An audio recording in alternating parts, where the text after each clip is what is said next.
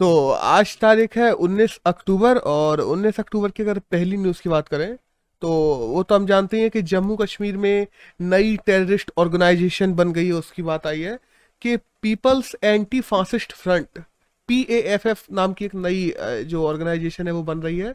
उसके आजकल वीडियोस भी वायरल हो गए हैं। लोग कह रहे हैं कि टारगेटेड जो किलिंग्स हो रही हैं जम्मू कश्मीर में वो PAFF के द्वारा ही की जा रही हैं। और बाय द वे हमारी केंद्र सरकार ने साफ मना कर दिया है कि नहीं, ऐसी कोई ऑर्गेनाइजेशन नहीं है, ये सब झूठी केवल खबरें फैलाई जा रही हैं। अब देखते हैं आगे क्या निकल के आता है। बाय द वे कहा यही जा रहा है कि ये पाकिस्तान और अफगानिस्तान का जो अभी तालिबान रूल वगैरह आ गया तो उन लोगों के द्वारा बनाई हुई नई ऑर्गेनाइजेशन है जो इंडिया में भी कार्यरत है। एक जो नेक्स्ट न्यूज़ है वो आई है बॉमडिला मोनेस्ट्री को लेके। हम लोग क्या ना, बॉमडिला मोनेस्ट्री हम लोग जानते हैं कि अरुणाचल और तवांग की, वो बेसिकली अरुणाचल में ही है। हम देखते हैं जब अरुणाचल से हम लोग तवांग के ओर जाते हैं तो अरुणाचल में ही तवांग जगह है, तो वहां पे हम देखते हैं कि बॉमडिला पास भी है, उसको पास करके हम लोग तवांग मोनेस्ट्री पे जाते हैं। तो बेसिकली जो बॉमडिला मोनेस्ट्री है, वहां पे क्या किया जा रहा है कि वो LAC के एकदम करीब लगती है। तो वहाँ पे तिब्बत कल्चर को सीखने के लिए, जिससे क्या करें कि हमारे जो सोल्जर्स हैं वो और अच्छे तरीके से इंगेज कर पाए वहाँ के लोगों के साथ में, इसके लिए जो हमारी central institute of Himalayan culture studies है उसके द्वारा 15 सोल्जर्स को बॉम्बडेला मोनेस्ट्री में भेजा जा रहा है। और वो किस लिए भेजा जा रहा है कि वो तवांग के कल्चर वगैरह को सीख सके। और बाद में बात करें कि बॉम्बडेला मोनेस्ट्री कहाँ पे है, तो केमांग डिस्ट्रिक्ट है अरुणाचल प्रदेश में, उसमें है बॉम्बडेला मोनेस्ट्री। That's all. एक जो नेक्स्ट न्यूज़ है वो तो हम जानते ही हैं कि दिल्ली में डेंगू से कल इस साल के फर्स्ट केस जो डेथ है वो आ गई। और इसलिए डेंगू थोड़ा इम्पोर्टेंट हो जाता है हमारे एग्जाम के लिए कि डेंगू क्या है। तो हम लोग जानते हैं कि नॉर्मली जो पर माइक्रोलीटर ब्लड की बात करें तो उसमें 4-5 लाख से 1.5 लाख तक प्लेटलेट्स होती हैं, जो कि जिसको डेंगू हो जाता है उसकी 50-60 हज़ार ही रह जाती हैं। जो फ्लावी वायरस होता है उस वजह से डेंगू होता है, और ये एंडीज जो मच्छर होता है उसके द्वारा ही कैरी किया जाता है, तो वो तुम्हें काट लेती है तो तुम्हें डेंगू हो जाता है। और हम बात करें कि नौसिया आना, जॉइंट फीवर, पेन होना, फीवर आना जोर से, ये सब चीज़ें होती हैं किसमें, डेंगू में। और तकरीबन WHO की रिपोर्ट है कि 29 करोड़ केसेस आते हैं पर ईयर वर्ल्ड वाइड अगर बात की जाए डेंगू के। और इंडिया में national vector borne disease control programme जो चलाया जा रहा है, NVBDCP प्रोग्राम, उसके द्वारा डेंगू हो गई या और भी जो हम देखते हैं कि ऐसी डिसीज हैं जो बैक्टीरिया बॉर्न है उनको कंट्रोल करने की कोशिश की जा रही है। और हाल हाल में हम लोगों ने ये भी देखा था कि जो वॉल्वेशिया बैक्टीरिया है उसका भी यूज किया गया था इनकी फर्टिलिटी कम करने के लिए। और और डेंगू के लिए देखो बेसिकली अभी तक कोई वैक्सीन तो है नहीं, तो हम लोग मच्छरों की ही फर्टिलिटी कम करने की कोशिश कर रहे हैं। और जो डेंगा वैक्सीन है वो अभी 3rd फेज में पहुंच गई है। बाय द वे वो USA के द्वारा उसको अप्रूवल जल्दी ही मिल जाएगा कहा जा रहा है। तो दैट्स ऑल, इस न्यूज़ में तो यही था। एक जो नेक्स्ट न्यूज़ है वो आई है जो कुशीनगर को लेकर आई है। हम लोगों ने देखा कि अभी यूपी में कुशीनगर को नया इंटरनेशनल एयरपोर्ट के रूप में इनॉग्रेट किया जा रहा है, जल्दी ही किया जाएगा। तो उस इनॉग्रेशन में जितने भी श्रीलंका के जो बुद्धिस्ट वगैरह हैं और भी जो बुद्धिस्ट मॉन्क्स वगैरह हैं उन सब लोगों को आसपास से बुलाया जा रहा है। बेसिकली ये है कि कहा ही जा रहा है कि कुशीनगर यूपी को श्रीलंका से कनेक्ट कर दिया जाएगा। अब श्रीलंका से क्यों? श्रीलंका से इसलिए क्योंकि बुद्धिज्म वगैरह के वहाँ पे, हम बात करें श्रीलंका की, लाओस की, मलेशिया की, म्यांमार, जापान, इन एरिया में बुद्धिस्ट लोग बहुत ज़्यादा बसते हैं, इंडिया से भी ज़्यादा। और बेसिकली बुद्धिस्ट सर्किट भी बनाया जाएगा जिसमें कुशीनगर को भी जोड़ा जाएगा, कुशीनगर एयरपोर्ट को। बुद्धिस्ट सर्किट क्या है कि जहाँ जहाँ बौद्ध गए थे, जैसे लुम्बिनी गए थे, कपिल वस्तु गए थे, और कुशीनगर गए थे, और सारनाथ गए थे, तो इन सबको एक सर्किट में जोड़ा जाएगा जिससे कोई भी आदमी चाहे तो विदेश से आके और उस पूरे सर्किट को घूम सकता है। तो ये सब किया जा रहा है। और हम लोग जानते हैं कि कुशीनगर क्या है। कुशीनगर वो जगह है जो मल्लों की राजधानी होता था एक टाइम, और जो हमारे बौद्ध थे उन्होंने अपना लास्ट लेक्चर यहीं पे दिया था। बेसिकली ये हमारी कल्चरल डिप्लोमेसी का पार्ट है कि हम लोग कल्चर, जो सेम कल्चर है तो उनको फैलाएं और उन लोगों को, उस पर्टिकुलर देश को कल्चरल डिप्लोमेसी के तहत अपने पास में ला पाए, ये बात। अब हम जानते हैं बौद्ध के बारे में, तो बौद्ध हम जानते हैं कि 29 साल में इन्होंने घर छोड़ दिया था जिसको महाविनिष्क्रमण बोला जाता है। और 4 चीजें देख के इन्होंने घर छोड़ा था, अलग अलग स्टेंसेस हुए थे कि एक बीमार व्यक्ति देख लिया था, एक मृत व्यक्ति देख लिया था, और एक पीड़ा में व्यक्ति देख लिया था, और फिर एक संत देख लिया था, वो डेड बॉडी देख ली थी, फिर एक संत देख लिया था। तो ये सब चीज़ें थी। और फिर देखते हैं कि हम लोग 49 डेज तक इन्होंने मेडिटेशन की थी पीपल के पेड़ के नीचे बौद्ध गया में। वो गया था पहले, और बाद में वो बौद्ध गया नाम पड़ गया उस जगह का, क्योंकि उनको वहाँ पे एनलाइटमेंट ज्ञान की प्राप्ति हो गई थी। फिर उन्होंने अपना पहला जो एक तरीके से वो बोलते हैं ना कि डायलॉग जो दिया था वो सारनाथ में दिया था। और वह उस जो पहला डायलॉग जो इनके द्वारा दिया गया था, उस चीज को हम लोग धर्म चक्र परिवर्तन के नाम से जानते हैं। वहीं जो अष्टांगिक मार्ग है, त्रिपिटक है, विनय पिटक, सुत्त पिटक, अधिधम्म पिटक, ये सारे इनके द्वारा प्रतिपादित किए गए थे अलग अलग चीजों को लेकर। अब हम लोग जाने कि बेसिकली बौद्ध धर्म में 4 ही बौद्ध संगीति हुई हैं अभी तक। जो पहली थी वो 483 बीसी में हुई थी राजगीर में, जो अजातशत्रु ने करवाई थी। दूसरी 383 बीसी में हुई थी, जो कालाशोक के टाइम पे वैशाली में हुई थी। तीसरी 250 बीसी के टाइम पर अशोक के टाइम पे पाटलिपुत्र में हुई थी। और लास्ट जो संगीति है वो कनिष्क के टाइम पे हुई है, फर्स्ट जो हम लोग मानते हैं ईस्वी में। लेकिन हाँ, इसके बाद भी जो 2 संगीतियां हैं हम लोग जानते हैं, नेपाल की जो लोग कहते हैं, नेपाल में 2 संगीतियां और हुई हैं, लेकिन इंडिया की यही 4 हैं जो हमें जानना जरूरी है। और इनके बाद की वो और चौथी जो संगीति हुई थी, उसके बाद में पूरा बौद्ध धर्म ही 2 भागों में बट गया था, हीनयान और महायान। और फिर हम देखते हैं वहां से और भी निकल आते हैं कि महायान आइडल वर्शिप करते थे, हीनयान नहीं करते थे। फिर हीनयान से हम लोग देखते हैं कि जो थेरावादा आजकल जो थेरावादा करके जो संस्कृति है जो बेसिकली बौद्ध की है, वो श्रीलंका में चल रही है। फिर वहां से हम लोग देखते हैं महायान से वज्रयान निकल के आता है। फिर वज्रयान से जैन बनता है, और जैन हम लोग जानते हैं जेडियन जैन, आजकल जापान में जैन वाली ही जो एक ब्रांच मान लो बौद्धिज्म की, वो चल रही है जापान में। तो ये अलग अलग ब्रांचेस हैं फिर बौद्ध की, बाद में बनती चलेगी ग्रेजुअली टाइम के हिसाब से। तो दैट्स ऑल, बस न्यूज में तो केवल यही जानना जरूरी था हमारे लिए। और इसको अभी नाम कुशीनगर कर दिया गया है, उस टाइम पे कुशीनारा हुआ करता था बाय द वे, जहाँ पे अभी एयरपोर्ट बना है इंटरनेशनल, यूपी का 3rd है। एक नेक्स्ट न्यूज की बात करें तो हम लोगों ने कल बात की थी हाइपरसोनिक मिसाइल की। तो जितने भी यूएस के ट्रैकर्स हैं, इंडिया के ट्रैकर्स हैं, सब लोगों ने ये ट्रैक किया था कि चाइना ने हाइपरसोनिक मिसाइल का टेस्ट किया था। लेकिन चाइना के जो ऑफिशियल्स हैं उन्होंने साफ मना कर दिया है कि हम लोगों ने हाइपरसोनिक मिसाइल्स का टेस्ट नहीं किया है, और ये चीज़ गलत फैलाई जा रही, भ्रांतियां फैलाई जा रही। उन्होंने मना ही कर दिया कि हमने टेस्ट ही नहीं किया। तो बेसिकली ये है कि पूरी दुनिया ने देखा है कि हाँ इन्होंने टेस्ट किया है, उन लोगों के रेडार्स वगैरह से पता पड़ा है और वगैरह सैटेलाइट्स वगैरह से, लेकिन चाइना ने तो साफ ही मना कर दिया। अब देखते हैं आगे क्या निकल के आता है, ये तो साफ झूठ है जो दिख रहा है। एक नेक्स्ट न्यूज आई है श्रीलंका के जो पहले टेस्ट स्कीपर थे वर्नापुरा, उनके बारे में, कि हम देखते हैं कि पहले कैप्टन भी वही बने थे श्रीलंका टीम के। जब श्रीलंका टीम पहली बार खेलने गई थी, किसके साथ में, इंग्लैंड के साथ में खेली थी, पहला टेस्ट खेली थी। बेसिकली उनकी अभी क्या है, अभी उनका निधन हो गया है। श्रीलंका के जो पहले कैप्टन बने थे, दैट्स ऑल, बस इतना ही न्यूज में। और हम जानते हैं कि साउथ अफ्रीका के साथ में बिना परमिशन के ये अपनी टीम को लेकर खेलने चले गए थे। फिर इनको 29 साल का बैन लग गया था, जिस वजह से इनका क्रिकेट करियर ही खत्म हो गया था, सीधी सी बात। अब इसी से रिलेटेड थोड़ा भारत की भी बात कर लें तो भारत का पहला टेस्ट मैच हम देखते हैं 1932 में हुआ था, जो कि सीके नायडू थे जो उस टाइम पे हमारे कैप्टन थे, और सीके नायडू कप भी चलाया जाता है इंडिया में उन्हीं के नाम से। और जो लॉर्ड्स इंग्लैंड में हुआ था, जिसमें इंग्लैंड जीत गया था बाय द वे, हमारी आज़ादी से पहले हुआ था 32 में। फिर 1952 में हम लोगों ने इंग्लैंड से ही टेस्ट मैच जीता था पहली बार इंडिया ने। और हम जानते हैं कि 24th मैच था इंडिया का इंग्लैंड के साथ में 1952 में, जो इंडिया ने जीता था। तो दैट्स ऑल, बस ये थोड़ी चीजें और थी जो हमें जानना जरूरी थी।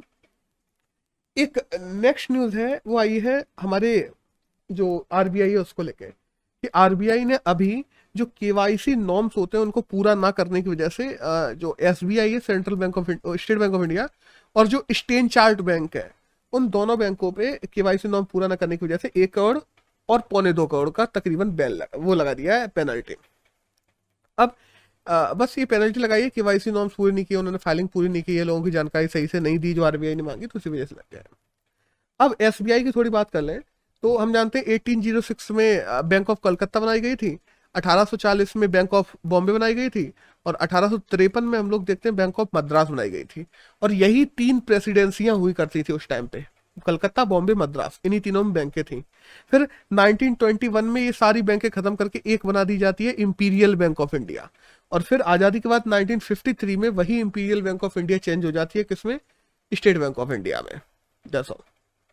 और फिर बाद में वो स्टेट बैंक ऑफ इंडिया भी हम लोग देखते हैं कि 2004 या 6 तक बनी रही थी। क्या अलग अलग, जैसे यहाँ पे है किसी वो जैसे मान लो एमपी में है तो स्टेट बैंक ऑफ इंदौर के नाम से बनी रही थी, मान लो गुजरात में है तो वो स्टेट बैंक ऑफ सूरत के नाम से बनी रही थी। फिर इसका नाम भी बदल के स्टेट बैंक ऑफ इंडिया ही कर दिया गया पूरे इंडिया के लिए।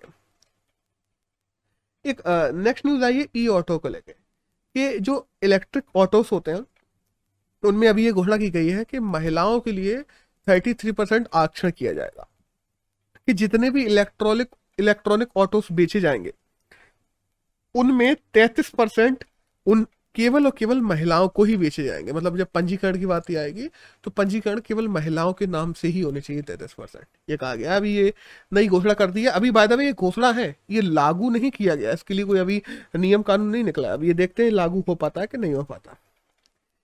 एक जो नेक्स्ट न्यूज है वो आई है मेरा घर मेरा नाम स्कीम, जो पंजाब के द्वारा भी लॉन्च की गई है। अभी हम देखते हैं चन्नी जी वहाँ के नए सीएम बन गए हैं तो उन्होंने ये स्कीम लॉन्च किया है कि देखो बहुत से लोग ऐसे हैं कि पुश्तैनी जगहों पे रह रहे हैं, उनके पास में उनके घर के दस्तावेज नहीं होते, या जो चारों ओर का एरिया है जहाँ पे वे रह रहे हैं, जहाँ पे वे खेती कर रहे हैं, उनके भी दस्तावेज नहीं होते उनके पास में, बस पुश्तैनी चलते जा रहे हैं।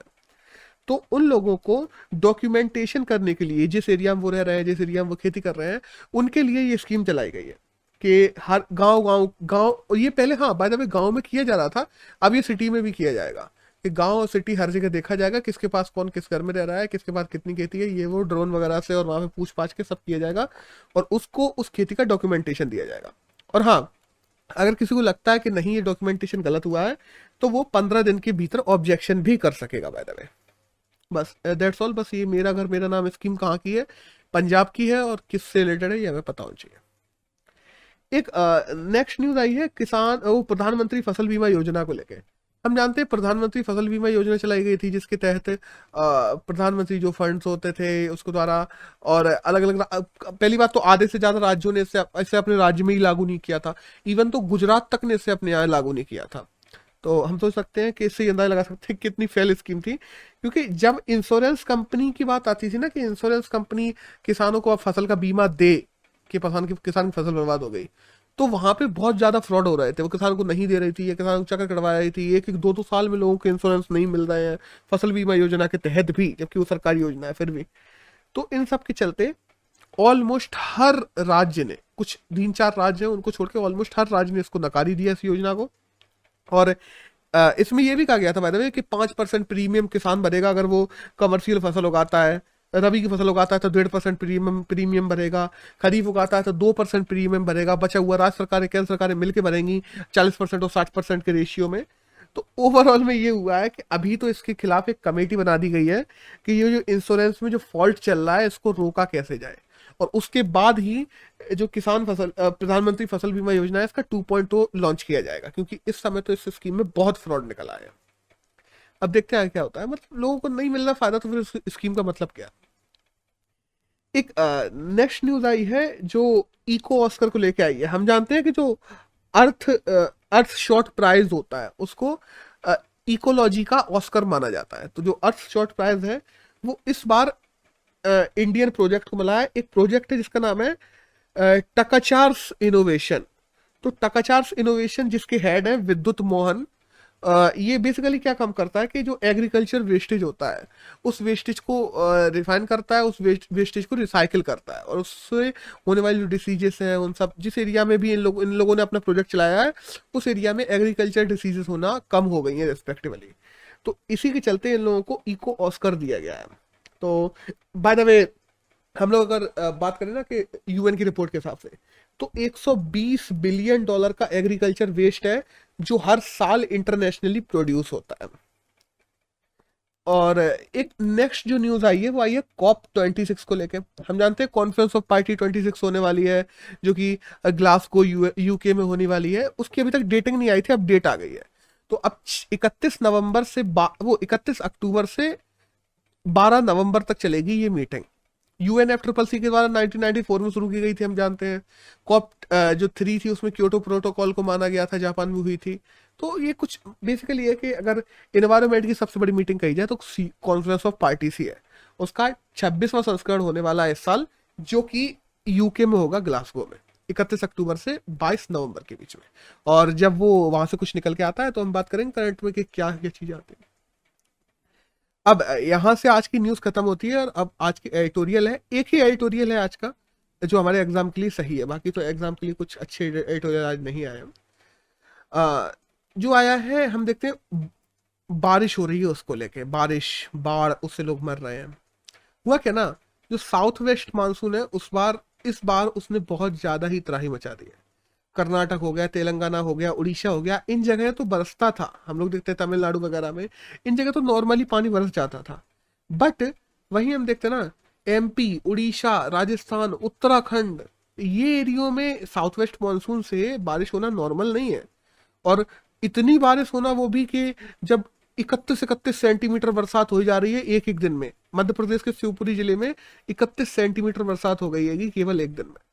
तो हम ये देखते हैं कि केरल में 35 लोग मर गए। बाय द वे केरल में तो इतनी ज्यादा बाढ़ आ गई, वहां 35 लोग मर गए।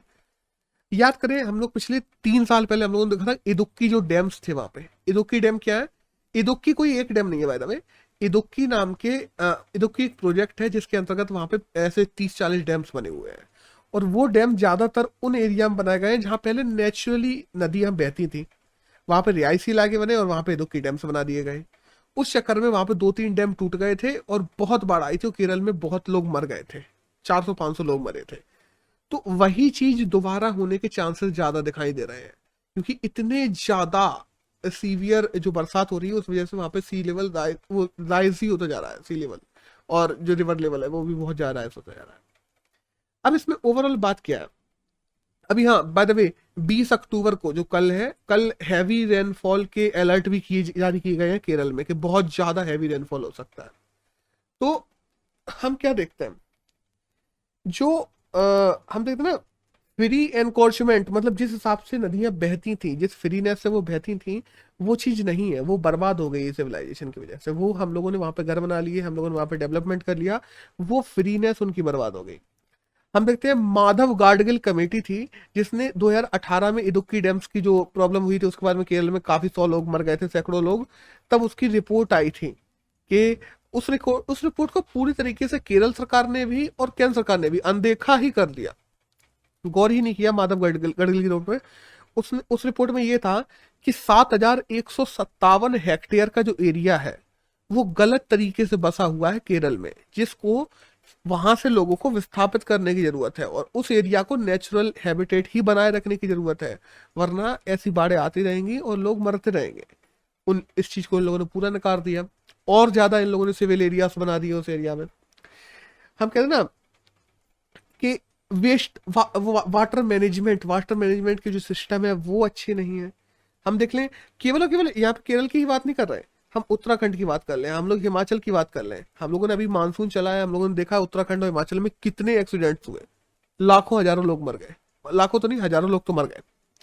लेकिन ये एक साल की बात नहीं है, ये हर साल की बात है और सरकारों के द्वारा इनकी अनदेखी करना, इन चीजों को बनाए रखना ही है और इन चीजों को और बढ़ावा देना ही है, जो ये भी दिखाती है कि कहा जाता ना कि असामाजिकता या अनसेंसिटिविटी, वो चीज दिखाती है सरकारों की, जो कि नहीं होनी चाहिए। असलियत में इन सब चीजों पर ध्यान देना चाहिए। जब कोई कमेटियां इन चीजों को लेकर रिपोर्ट देती हैं तो उन पे हमें ध्यान देना चाहिए, हमें सस्टेनेबल डेवलपमेंट पे ध्यान देना चाहिए। अपने सस्टेनेबल डेवलपमेंट में हमारी सरकार उतनी ध्यान नहीं दे रही है। इवन बिफोर हम लोग देखते हैं कि पहले से भी, जब से हम लोगों का सिविलाइजेशन बेसिकली जब से इंडिया डेवलप होना शुरू हुआ, तब से कोशिश ये की जाती है कि नदी हुए, झरने हुए, पहाड़ हुए, इन पे ज्यादा घर बसा लिए जाए, लेकिन ऐसा नहीं किया जाना चाहिए, क्योंकि कुछ चीजें नेचुरल हैबिटेट में रहेंगी तभी सही रहेंगी। अगर तुम वहां पे जाकर घर बसा लोगे तो सीधी सी बात है ना, नेचुरल फिनोमेना के कहीं भी तुम कुछ भी करोगे तो उसका अपोजिट रिएक्शन तो होता ही है। तो उन चीजों की वजह से बहुत सारे लोग मारे जा रहे हैं आजकल, और इनकी पूरी जिम्मेदारी बनती है वहां की राज्य सरकारों की, वहां की केंद्र सरकारों की, जो ऐसी चीजें होने के बाद भी नहीं सुधरती। उनके पास ऐसा नहीं है, पास्ट एक्सटेंस है नहीं, केरल सरकार के पास क्या नहीं है, फिर भी केरल सरकार ने जो गाडगिल कमेटी की रिपोर्ट थी उसको बिल्कुल ही अनदेखा कर दिया और उसका हर्जाना आज भी भुगतना पड़ रहा है। तो आगे ये ना भुगतना पड़े, इसके लिए अभी से इम्प्लीमेंटेशन जरूरी है, वरना आगे जाके कॉम्प्लिकेशंस और ज्यादा बढ़ते जाएंगे। अब अगर आज की बात करें 19 अक्टूबर की, तो यही करंट था जो हमारे एग्जाम के लिए जाना जरूरी था। That's all.